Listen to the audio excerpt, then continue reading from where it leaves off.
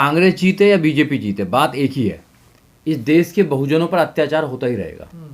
कांग्रेस की सरकार हो जब भी अत्याचार होता है, जब भी राजस्थान में मूंछों के नाम पर कत्ल कर दिया जाता है, मटका छूते हैं तो जब कत्ल ही कर दिया जाता है। बीजेपी की सरकार आ गई फिर भी अत्याचार होगा, यहाँ भयंकर अत्याचार होता है। तो कांग्रेस और बीजेपी में कोई अंतर नहीं है। बहुजन समाज पार्टी बहुजन समाज को यही बताना चाहती है कि अपनी पावर स्वयं बनाइए। आप अपनी पावर तो बनाते नहीं हैं, आप कभी कांग्रेस को जिता देते हैं, कभी बीजेपी को जिता देते हैं। जिताते रहिए। मध्य प्रदेश में आपने बीजेपी को फिर जिता दिया, अब राजस्थान में पहले कांग्रेस की सरकार थी, अब बीजेपी की सरकार बना दी। कुछ परिवर्तन होने वाला नहीं है। आपके संवैधानिक अधिकारों को खत्म किया जाएगा, आपके एजुकेशन को खत्म किया जाएगा, आपके रोजगारों को खत्म किया जाएगा। जो अत्याचार होता था और ज़्यादा बढ़ेगा अत्याचार। तो आप लोग एक को हराने के चक्कर में दूसरे को जिताने में लगे हुए हो। अपनी पावर कब बनाओगे? जब तक तुम अपनी पावर नहीं बनाओगे, बहुजन समाज पार्टी को मजबूत नहीं करेंगे, जब तक बात बनने वाली नहीं है। हजारों लोग तो बहुजन समाज पार्टी को कमजोर करने में लगे हुए हैं, हजारों दल लगे हुए हैं, हजारों संगठन लगे हुए हैं। सब लोग पार्टी में बुराई दिखाते हैं, सबको पार्टी के नेता में बुराई दिखाते हैं। अरे उन लोगों में बुराई नहीं है, उन लोगों को देखिए ना जो हजारों सालों से जिनके पूर्वज अत्याचार करते आए हैं। आज भी सरकार में रह के, संविधान देश में चलता है बाबा साहब डॉक्टर अम्बेडकर का, आज भी संविधान को वो एक किनारा कर देते हैं और अपनी मनुस्मृति को चलाने का काम करते हैं। आज भी वो अत्याचार लगातार कर रहे हैं। इसलिए समझना पड़ेगा कि चुनाव होते रहते हैं और चुनावों में एक बार तुम बीजेपी को जिता देते हो, एक बार कांग्रेस को जिता देते हो। अपनी बहुजन समाज पार्टी को कब जिताओगे? और जब अपनी बहुजन समाज पार्टी को अब जिताने लगोगे तो बात बनने लगेगी। बहन जी ने भी यही बोला है, बहन जी ने भी यही बोला है कि अपनी ताकत खुद बनाइए। तो कांग्रेस भी तो उसी रास्ते पे चलने लगी जिस पे बीजेपी है। कांग्रेस कोई सेकुलर नहीं है, सेकुलर होने का ढोंग करती है। जब राहुल गांधी दिखाते हैं कि मैं जनेऊधार हूँ, हिंदू हूँ, ये सारे जितने भी लोग हैं ये सब हिंदुत्व को बढ़ाने वाले लोग हैं। ये सब एक प्रकार से जो नफरत है, नफरत को बढ़ाने वाले लोग हैं।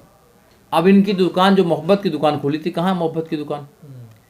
ये आपस में जाते रहते हैं, एक दूसरी पार्टियों में जाते रहते हैं। जो पार्टी कमजोर हो जाती है उसमें एक दूसरे को भेजते रहते हैं। अब मध्य प्रदेश में जैसे भाई ज्योतिराव सिंधिया जो हैं वो कांग्रेस में लंबे समय तक रहे, मगर मजबूत करने के लिए बीजेपी को वो उधर आ गए। ऐसे ही राजस्थान में, ऐसे ही छत्तीसगढ़ में ये लोग हमेशा से देखते आए हैं। ये 2024 का माहौल बना रहे हैं।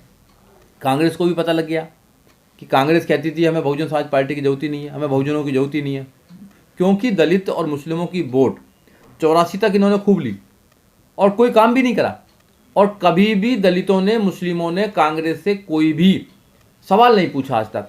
अपनी पार्टियों से, बहुजन समाज पार्टी से बहुत सवाल पूछ रहे हैं। वो भी सवाल पूछ रहा है जिसने बहुजन समाज पार्टी के लिए कोई काम नहीं करा आज तक। वो भी पूछता कि भैया ये तो चंदा लेते हैं। तो इसलिए जो दोनों पार्टियां हैं ये हमेशा से हमारी वोट को लूटती आई हैं और हमारे अधिकारों को छीनती आई हैं। बाबा साहब डॉक्टर अम्बेडकर ने वोटिंग का अधिकार बड़े मुश्किल से दिया था। बाबा साहब डॉक्टर अम्बेडकर ने बड़ी लड़ाई लड़ी वोटिंग के लिए। इस वोटिंग का अधिकार दुनिया में सबसे महत्वपूर्ण अधिकार है, खासकर भारत के अंदर तो वोट राजा बनाती है। डेमोक्रेसी में वोटिंग का अधिकार सबसे बड़ा है। अगर वोटिंग के अधिकार का सही इस्तेमाल करेंगे तो आपका राजा बनेगा, आपकी सरकार बनेगी, और आपकी सरकार बनेगी तो आपकी सारी जितनी भी परेशानियां वो सब दूर हो जाएंगी। मगर बहुजनों की समझ में आ ही नहीं रहा। बहुजनों की 60% वोट और बीजेपी की 40% वोट।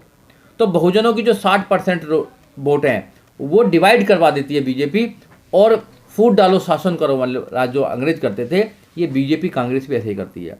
कांग्रेस को भी बड़ा घमंड है, बीजेपी को बहुत घमंड है।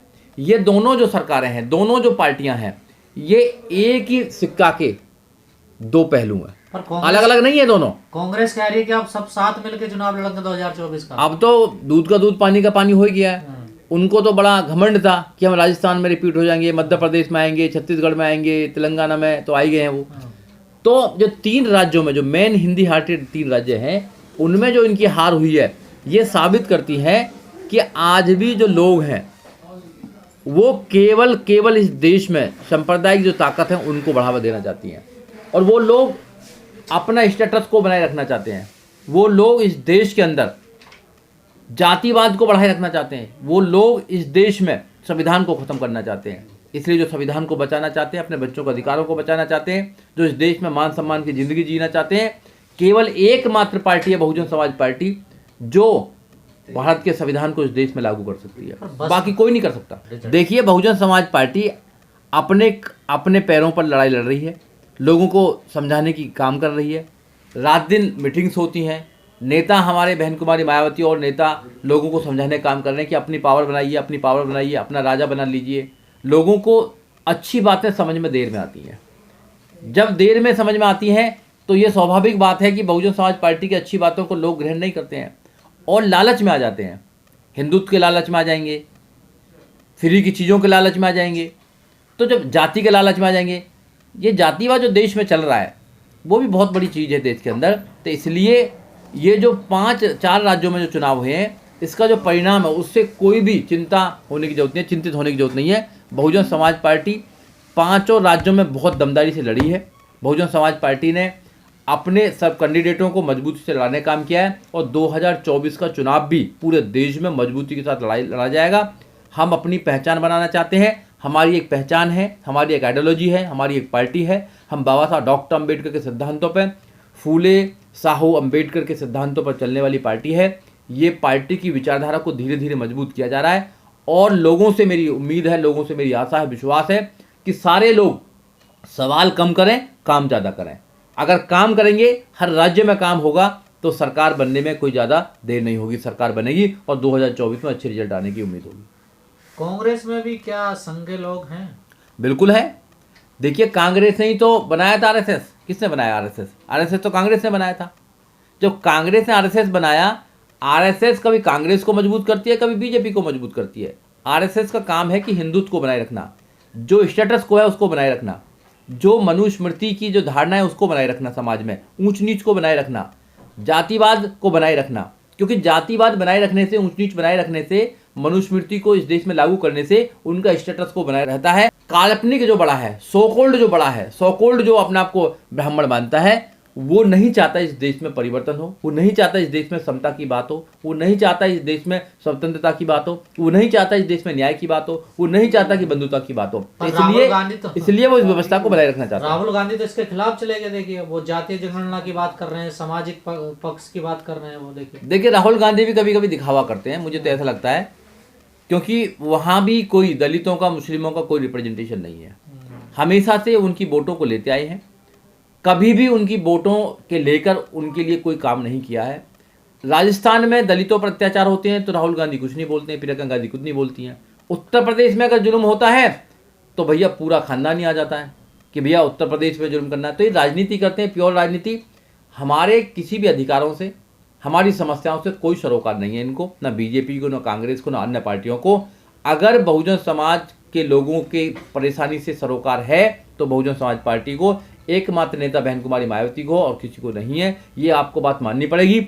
जितना जल्दी हो सकता है उतनी जल्दी बहुजन समाज पार्टी को मजबूत बना लीजिए, जितना जल्दी हो सके अपनी सरकार बना लीजिए, लोगों को तैयार कीजिए, क्योंकि लोगों को तैयार करना बहुत ज़रूरी है। जब लोगों के घरों में जाएंगे, लोगों की बस्तियों में जाएंगे, लोगों को तैयार करेंगे, जगाने का काम करेंगे कि जो वोटिंग का अधिकार है, बाबा साहब डॉक्टर अम्बेडकर ने बड़ी मुश्किल से आपको देने का काम किया था, नहीं तो आपको वोटिंग का अधिकार नहीं होता।